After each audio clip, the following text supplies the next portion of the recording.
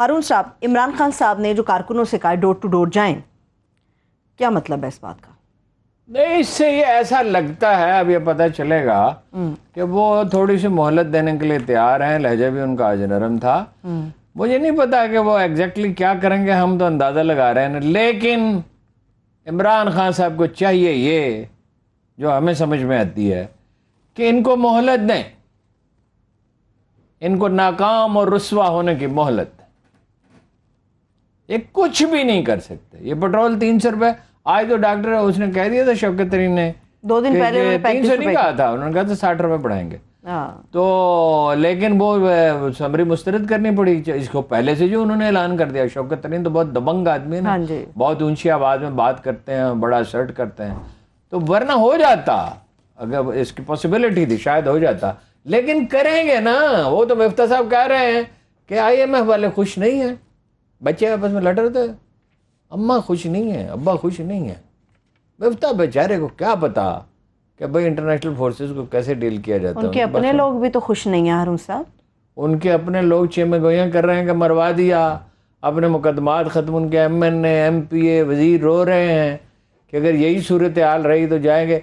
जब पेट्रोल 300 रुपये हो जाएगा, हैं, तो एक ईरानी शायर कहता है, शहनशाह ईरान के दौर का, कि जब तुम मेरी हड्डियाँ तोड़ चुकोगे, जब तुम मेरे नाखून नोच चुकोगे, जब तुम मेरी खाल उतार चुकोगे, मेरे कातलो, उसके बाद तुम क्या करोगे?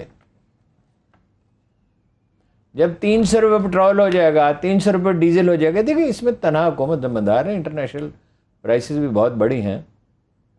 लेकिन ये इन किसी हकीम ने बताया था कि भाई हुकूमत लो इस मौके पे। इमरान खान तो बड़ा खुशबख्त है, जब मुसीबत आई तो अलग हो गया। फिर ये है कि 6% ग्रोथ रेट, 5.97%, ऑलमोस्ट 6%, ठीक है।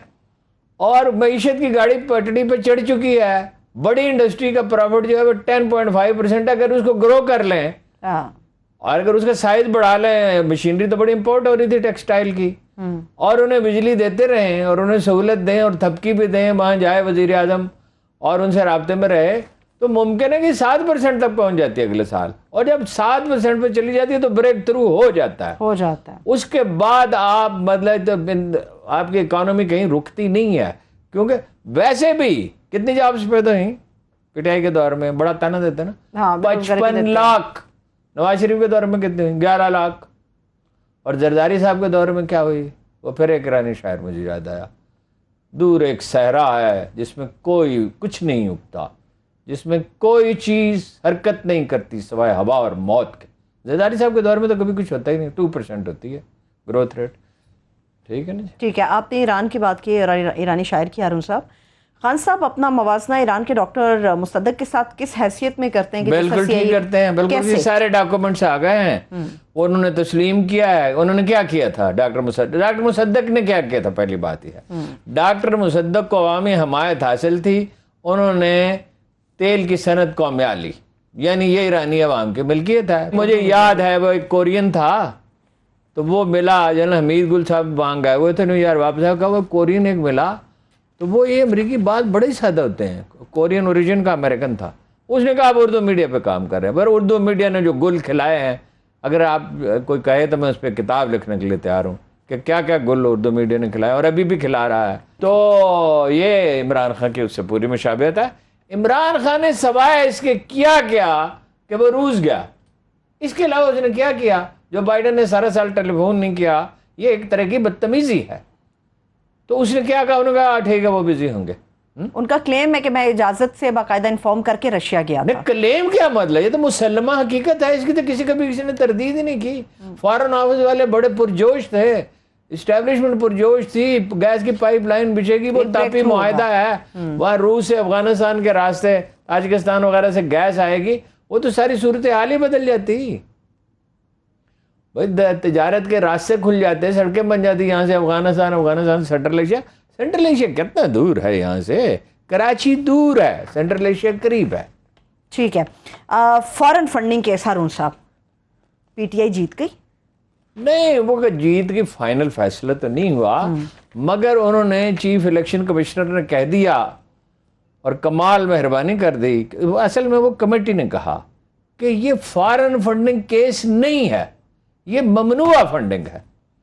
यानी 1 अरब कितने 64 करोड़ रुपए उनको मिले जी, तो इसमें 1 अरब 31 करोड़ रुपए तो ऐसे हैं, तो उसमें तो कोई डिस्प्यूट नहीं है। बाकी जो हैं 33 करोड़ वो जाहिर नहीं किए गए, गैर मुल्की फंडिंग नहीं है।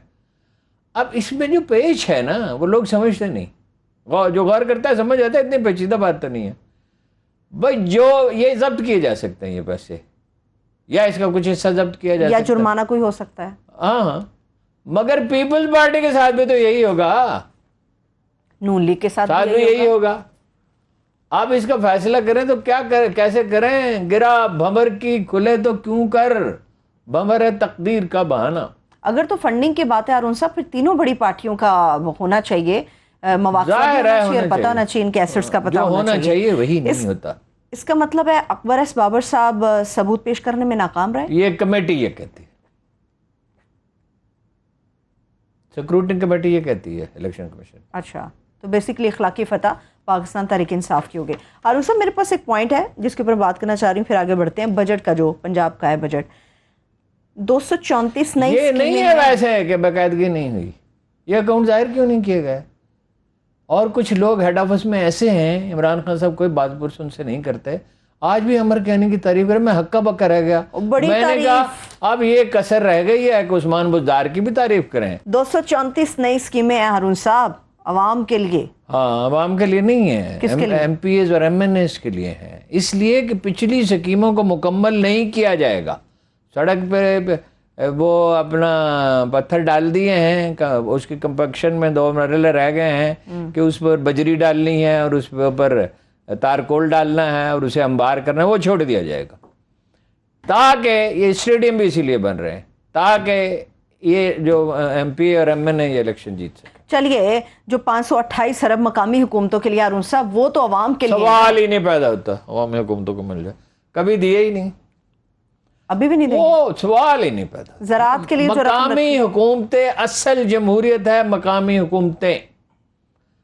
आई remember very well, Ayub Khan जो बहरहाल एक फौजी हुक्मरान था, उसके दौर में बल्दिया के लोग आते थे हमारी गलियों में, शाम को बिजली नहीं थी रहीम यार खां में, शाम को वो हुंडे जलाते थे, हवा भरते थे, वो अपना कैरोसिन ऑयल डाल के वो उसमें हवा भरी जाती है और गली जगमगा रही, छिड़काव होता था। असल चीज बल्दिया होती है, डिस्ट्रिक्ट गवर्नमेंट से।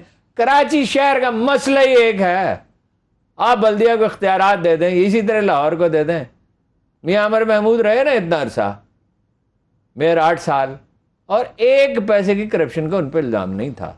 अपनी जेब से 7 से 10 लाख रुपए खर्च करते थे, उन्होंने मुझे बताया, मैंने मालूम किया था अपने ज़राए से। और चौधरी साहब थे चीफ मिनिस्टर, चौधरी परवेज लाई, देला नहीं दिया,